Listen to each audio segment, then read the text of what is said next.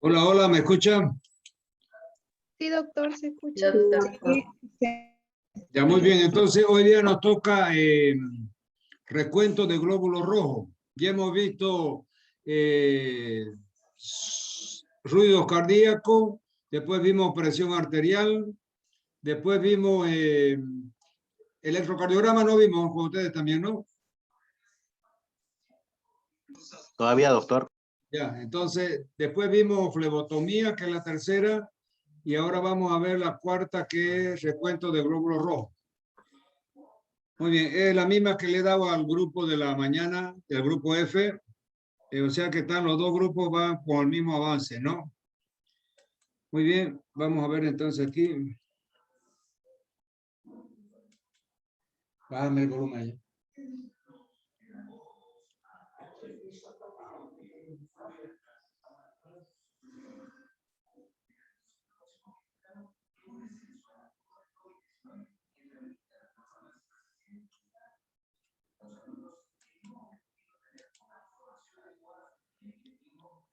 Muy bien, aquí tenemos entonces la... ¿Da para ver ahí? ¿Todo bien? ¿Ve la diapositiva? Sí, doctor. Muy bien, dice conteo de glóbulos rojos. ¿Qué quiere decir? Es la misma cosa que hacer el recuento de glóbulos rojos. Es un examen de sangre que mide la cantidad de glóbulos rojos presentes en una muestra de sangre. Los glóbulos rojos contienen hemoglobina que transporta oxígeno. La cantidad de oxígeno que los tejidos corporales reciben depende de cuántos glóbulos rojos y de qué también funcionen. Las razones para que se realice el examen. El conteo de glóbulos rojos casi siempre forma parte de un hemograma y este examen puede ayudar a diagnosticar diferentes tipos de anemia y otros problemas como la policitemia. Entonces, ¿para qué se hace el conteo de glóbulos rojos? Para diagnosticar algún tipo de enfermedades sanguíneas, ¿de verdad? O sea, si hay muchos glóbulos rojos, son las policitemias o poliglobulia. Si hay pocos glóbulos rojos, son las anemias. Entonces, toda esa patología la vamos a ver también en este mismo capítulo, ¿ya? Quiero ver aquí, compartir ahí. Vamos a compartir primero con esto. Muy bien. No me sale ya compartir para verle la cara. Aquí está. Compartimos esto.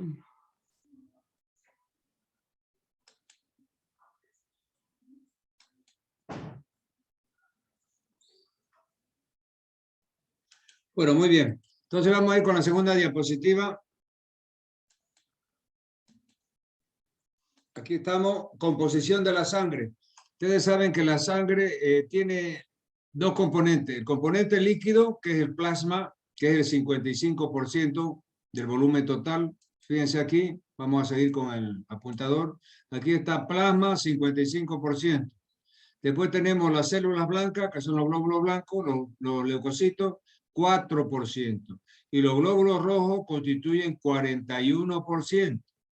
Lógicamente, las células, o sea, tenemos el componente sanguíneo de la sangre. La parte líquida, 55%, la parte sólida, o sea, celular, 45%. Eso da los 100%, ¿no? Dentro de ese 45% de células, los glóbulos rojos constituyen el 41% y las células blancas o glóbulos blancos y plaquetas solamente el 4%. Sigamos. Aquí tenemos la definición de eritrocitos. ¿Qué son los eritrocitos? Fíjense que los glóbulos rojos tienen varios nombres. Eritrocitos, ¿ya? Entonces tienen glóbulos rojos y tenemos los hematíes. Entonces, los tres son sinónimos. Hematíe, eritrocito y glóbulo rojo. Entonces, la célula más abundante de la sangre, también conocida como hematíes, su función principal es transportar hemoglobina, que a su vez transporta oxígeno de los pulmones a los tejidos.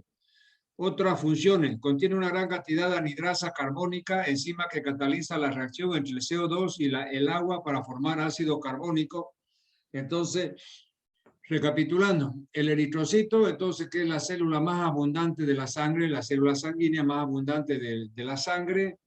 ¿Cuál es su función? Transportar el oxígeno desde los pulmones hasta las células periféricas. ¿Y ese oxígeno dónde va? Va en la hemoglobina del eritrocito. Y tiene una función principal que después vamos a ver aquí. Dentro de ese eritrocito hay una reacción catalizada por esta enzima que está en rojo aquí, que dice anhidrasa carbónica. ¿Y qué pasa? Con esta enzima, fíjense que va a ayudar a transportar el oxígeno en la hemoglobina. Esta anhidrasa carbónica es una enzima que cataliza la reacción. El CO2 ya se une al agua y esa reacción química es catalizada por esta anhidrasa carbónica y se transforma en ácido carbónico. Ya después vamos a ver en qué se aplica esa fórmula del CO2 y el ácido carbónico en el hematíe. Bueno, vamos a seguir. Aquí tenemos al microscopio cómo se ve una anemia, por ejemplo. Fíjense que en el cuadro de la derecha son más raros los glóbulos rojos. Aquí están, es decir, están más raros y al medio hay glóbulos blancos, ¿no es verdad? Y hay plaquetas también. Pero acá, en un hemograma normal, fíjense que hay mayor cantidad de células rojas, o sea, hematíes o glóbulos rojos, y acá están más raros los glóbulos rojos. Entonces, esta muestra es normal y esta muestra es de un paciente con anemia. Sigamos. Aquí tenemos, de acuerdo a la velocidad de instalación, cómo se clasifican las anemias. Entonces, yo todas estas preguntas las hago en los exámenes, tanto presenciales como virtuales. En los exámenes presenciales de fin de año, es decir, en el examen práctico, yo siempre hago las mismas preguntas. A ver, clasifíqueme las anemias. ¿Qué es una anemia aguda? ¿Qué es una anemia crónica? Entonces, todo eso está... Fíjense que esta clase práctica de ahora es puro sangre. Entonces, nosotros vamos a ver la unidad académica de sangre. ¿Ya? Hemos visto ya medio interno, hemos visto transporte de membrana, hemos visto circulatorio, hemos visto todo corazón, hemos visto toda la parte de nervioso. Y ahora vamos a comenzar a ver la parte de endocrino, ya con el grupo D de ustedes. Bueno, claro, el grupo con ustedes en la mañana ya vimos la parte de endocrino, todas las hormonas producidas por la hipófisis, por la adenohipófisis. Hemos visto la producción de la somatostatina, que es la hormona de crecimiento, perdón, la somatotrofina, la hormona de crecimiento. Hemos visto lo que es la tirotrofina, la que estimula la tiroides para la producción de T3 y T4. Hemos visto la ACTH para la producción de las hormonas. A ver. ¿Aló? Hola, hola. ¿Aló, aló? Bueno, entonces les decía yo de que las anemias se clasifican en agudas y crónicas. ¿Cuáles son las anemias agudas? ¿Por qué se clasifican en agudas y crónicas? De las agudas son anemias que se presentan en forma rápida y son la mayoría emergencia. ¿Cuál? Las hemorragias. Hay una pérdida aguda de sangre cuando se lesiona un vaso de grueso calibre. Entonces la persona, es decir, pierde 1 litro, 2 litros de sangre en contados minutos. Entonces, eso lo lleva a la anemia aguda, y si es un vaso realmente grueso, una arteria de grueso calibre, puede llevarlo a un shock hipovolémico y a la muerte del paciente. Y después hay anemias agudas también cuando hay patologías que producen hemólisis. La hemólisis es la destrucción de los glóbulos rojos. Un caso, vamos a suponer, ya vamos a ver también nosotros la eritroblastosis fetal, que es la incompatibilidad materno-fetal, o sea, cuando la madre es RH negativa y el feto sale RH positivo al padre. Entonces, ¿qué va a pasar? El RH positivo, o sea, el antígeno, la madre produce anticuerpos contra ese antígeno y se produce una hemólisis, una destrucción de los glóbulos rojos del feto, y el feto sale amarillo patito, una ictericia violenta, con lesiones en el sistema nervioso central, y muchos se mueren. Hay que hacerle una transfusión completa de sangre de emergencia para que se salve. Muy bien, entonces esa patología pertenece a la anemia aguda. Y tenemos las anemias crónicas. Las anemias crónicas son las que se producen de a poquito. Hay pequeñas hemorragias, por ejemplo, las anemias por parasitosis intestinal, el Osciurus, Ascaris lumbricoides, el Trichurus, el Ancylostoma duodenale, el Necator americano, todo eso que ustedes han aprendido o debieron aprender cuando cursaron patología, parasitología. Es decir, todos esos parásitos pueden dar anemias crónicas, porque hay unas microhemorragias en el intestino y se va perdiendo hierro, cada vez hierro, y entonces el cuerpo no tiene el hierro para producir los glóbulos rojos y van entrando en anemia. Pero se va haciendo bien de a poco durante años. Entonces pertenece a las anemias crónicas.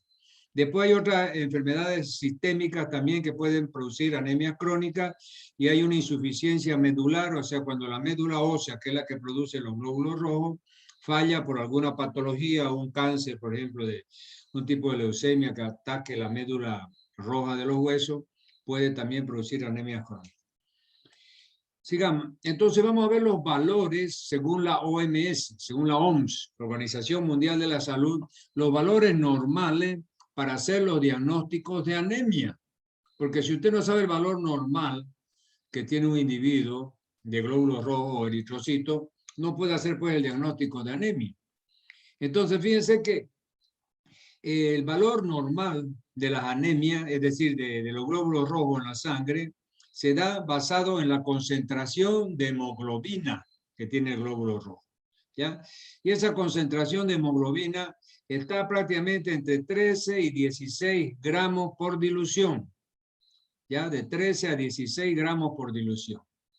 Entonces, cuando en vez de estar de 13 a 16 gramos por dilución, está entre 13 y 10 gramos, tenemos grado 1 de anemia.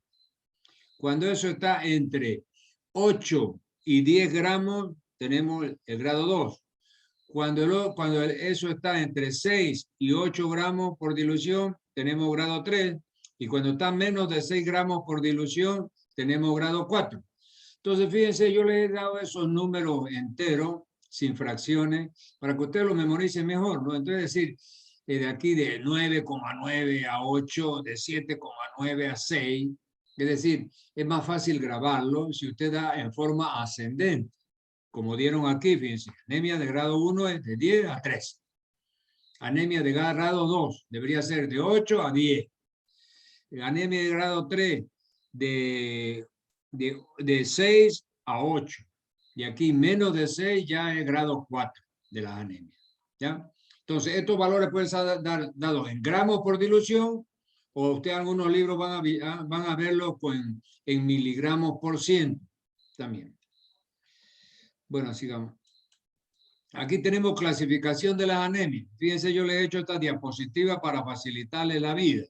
Ya lo he hecho multicolor y multisigno. Entonces, esto es importante, porque cuando yo pido en el examen oral o escrito, les pido, a ver, clasifíquenme las anemias crónicas. Y ahí todo el mundo se despatarra, no sabe para qué lado prender. Y entonces, las anemias crónicas, fíjense que se caracterizan según el tamaño del eritrocito, según el porcentaje de hemoglobina que tiene ese eritrocito y según la forma que tiene ese eritrocito. Cuando veamos sangre, la parte teórica de sangre, van a ver que ahí también con Guyton yo sigo y les doy todos estos datos y valores. ¿Ya? El tamaño del eritrocito, solamente para que ustedes ya vayan grabando, es alrededor de 7,8 micras o micrones, que es lo mismo. 7,8 micras o micrones es el tamaño normal de un glóbulo rojo. El porcentaje de hemoglobina, lo hemos visto ahí, iba de 13 a 16 gramos por decilitro, ¿verdad? Y la forma del eritrocito, aquí voy a poner el anotador, la forma es bicóncava, pero hay otras formas que son el sombrero mexicano. Entonces, si el tamaño es 7,8 micras y nosotros vemos en el microscopio que están disminuidos los glóbulos rojos y la característica del tamaño es normal, entonces decimos, o sea, está dentro de los límites de 7,8 micras, decimos que es una anemia normocítica. Si es más pequeño los glóbulos rojos que 7,8 micras, decimos que es una anemia microcítica. Y si es mayor de 7,8 micras, decimos que es una anemia macrocítica. Entonces, el tamaño es normocítica, tamaño normal. Macrocítica, mayor que el normal. Y microcítica, menor que el normal. Perfecto. Ahora, otro dato que tienen que tomar en cuenta. El porcentaje de hemoglobina. La normocrómica, habíamos dicho por los valores que habíamos visto antes, iba de 13 a 16 gramos por decilitro. Por arriba de eso, ya mayor que eso, vamos a tener una anemia hipercrómica. Y menor que eso, vamos a tener una anemia hipocrómica. Ahora, según la forma, ¿cómo se clasifican las anemias crónicas? Cuando mantiene su forma normal, que es bicóncavo el eritrocito, entonces decimos nomás que es una anemia crónica, normocítica, hipocrómica, dependiendo de esos otros dos factores. Ahora, cuando en vez de ser bicóncavo tiene forma de sombrero mexicano, entonces son las anemias raras esas de los países cerca del Mediterráneo, que se llama talasemia mayor y talasemia menor, ¿ya? Y solamente para que ustedes tengan una idea, les voy a mostrar ese dibujo, a ver aquí, con la pizarrita, para que vean la diferencia entre, este es un glóbulo rojo normal, fíjense, bicóncavo. Aquí está. Esa es la forma del glóbulo rojo normal. Ahora, en estas anemias del Mediterráneo que yo le decía, llamadas talasemia, fíjense que el glóbulo rojo tiene la forma de este sombrero mexicano. ¿Ya? Entonces, fíjense, este es un eritrocito normal, con forma normal, bicóncavo, y este es un eritrocito patológico de las anemias del Mediterráneo llamadas talasemia. Hay talasemia mayor, talasemia menor, ¿ya? Entonces, eso vamos otra vez a seguir.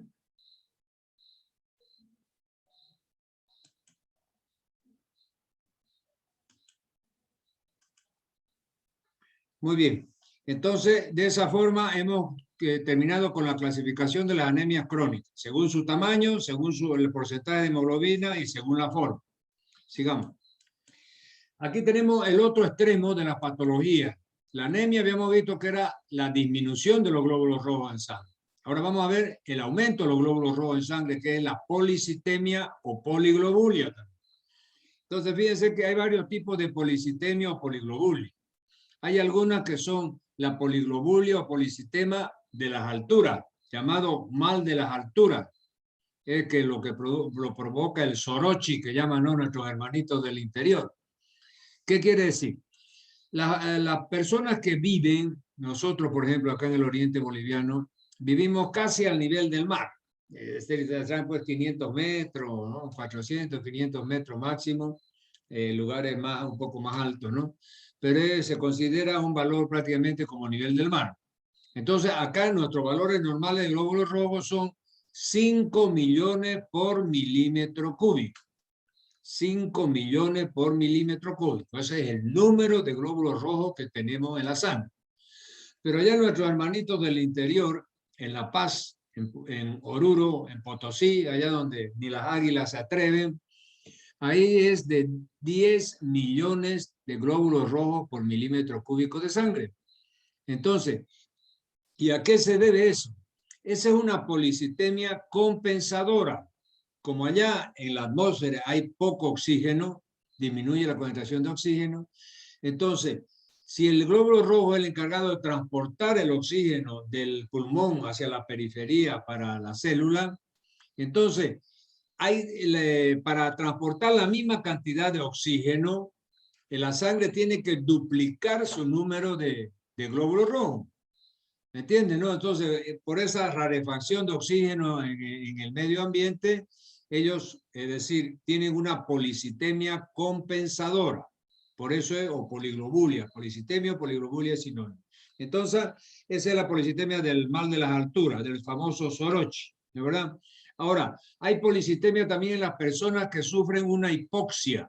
Ustedes han escuchado hablar de la enfermedad pulmonar obstructiva crónica. EPOC, se abrevia, ¿no? Entonces, Esos pacientes que tienen EPOC también tienen policitemia. ¿Por qué? Porque el paciente que tiene, es decir, enfisema pulmonar, no tiene un buen intercambio alveolo-capilar en los tabiques alveolares del pulmón. Ustedes saben que el intercambio alveolo-capilar, la famosa neumatosis, ¿ya? Es decir, entra el oxígeno y sale el anhídrido carbónico, se produce en los tabiques interalveolares del pulmón. Entonces, todo eso ya está fibrosado y por eso es que lo que tienen EPOC, es decir, tienen dificultad para incorporar el oxígeno que entra y para expulsar el anhídrido carbónico que sale de la sangre. Entonces, ahí también hay una clase de policitemia en todas esas enfermedades que pertenecen a las EPOC. ¿Ya? Sigamos. Interpretación de los resultados. Entonces acá fíjense alguna cosa que yo les he dicho, hay baja concentración de oxígeno, como en las alturas, mal de las alturas, pacientes que tienen enfermedad cardíaca, o sea, el famoso cor pulmonar crónico, ¿ya? Son pacientes que tienen insuficiencia pulmonar crónica debido a una patología, insuficiencia cardíaca crónica debido a una patología pulmonar. Cuando el pulmón se fibrosa, es decir, se sobrecarga la actividad del corazón, de la bomba cardíaca. Entonces, ese corazón sobrecargado, porque hay una fibrosis pulmonar, es decir, puede llevar al corazón pulmonar crónico, cor pulmonales, ¿ya? Entonces, ahí también hay aumento de los glóbulos rojos. Aquí está abajo, fibrosis pulmonar con cicatrices y la policitemia vera. Cuando hay una patología en la médula ósea, que es la que produce los glóbulos rojos, también hay este tipo de policitemia vera. Entonces yo le pregunto, ¿cuántos tipos de policitemia o poligloburia usted conoce? Usted me va a decir, la compensatoria de las alturas, del cor pulmonales, o sea, se fibrosa el pulmón y sufre la bomba cardíaca. Y la policitemia vera. Esas son las más frecuentes que se ven en la clínica médica.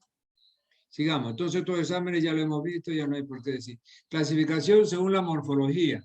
Entonces, como habíamos hecho ya nosotros, las anemias se clasificaban según su forma, ¿no es verdad?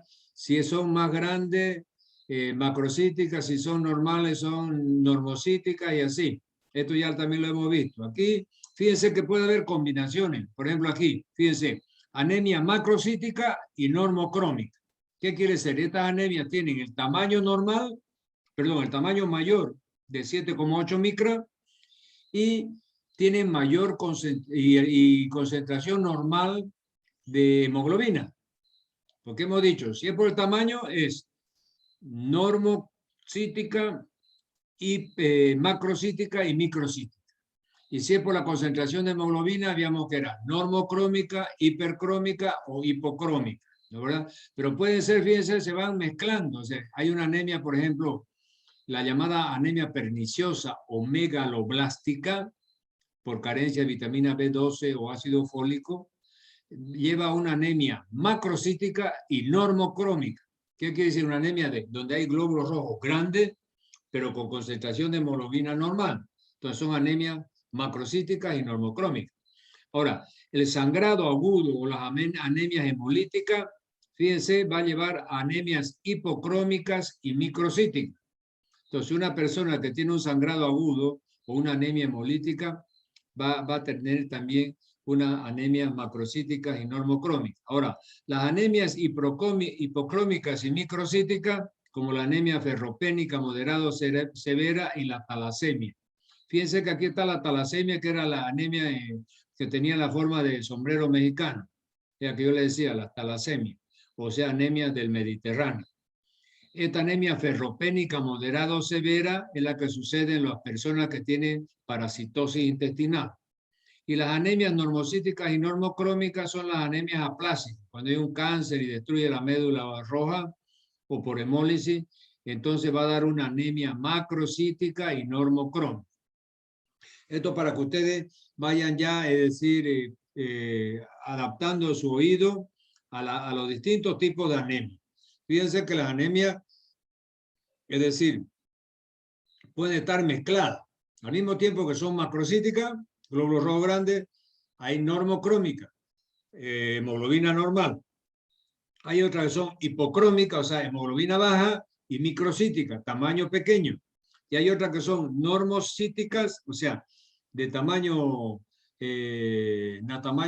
normal, y normocrómica también de concentración normal de hemoglobina. ¿Ya? Sigamos. ¿Qué son los qué son los reticulocitos? Fíjense que los reticulocitos son formas jóvenes o inmaduras de los glóbulos rojos. Ahora, lo moderno, lo último, es decir, para hacer el diagnóstico, es decir, siempre se hizo así, ¿no? Pero antes no se le daba mucha importancia a los reticulocitos, ¿ya? Siempre que se ven formas inmaduras de glóbulos rojos o de cualquier otra célula sanguínea, hay que sospechar de alguna patología, ¿no? Pero en este caso ahora se basa el diagnóstico de las anemias estudiando estos reticulocitos, que son formas inmaduras de los glóbulos rojos. ¿Qué sucede? Cuando se producen los glóbulos rojos en la médula roja de los huesos, es decir, antes de lanzarlo a la circulación general, es decir, ellos tienen un proceso de maduración, ¿ya? Entonces, ese proceso de maduración permite de que ya salgan al torrente circulatorio cuando están listos y completamente maduros.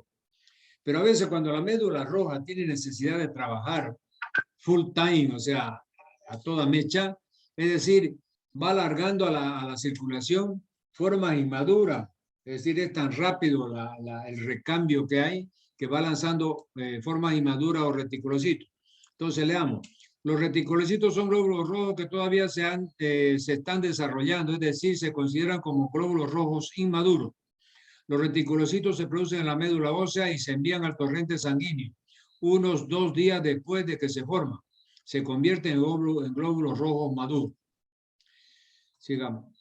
Entonces aquí, para el diagnóstico de la anemia, fíjense, hay que hacer, es decir, un cálculo matemático entre los reticulocitos relativos, los reticulocitos absolutos, o sea, el número de reticulocitos en números absolutos, el número de reticulocitos en números relativos, o sea, porcentaje, y la corrección de los reticulocitos. Fíjense, todo un cálculo aritmético, o sea, una fórmula que mida qué porcentaje hay de reticulocitos en esa sangre, qué números en términos absolutos, porque hemos visto los números en términos absolutos de glóbulos rojos normales de 5 millones por milímetro cúbico.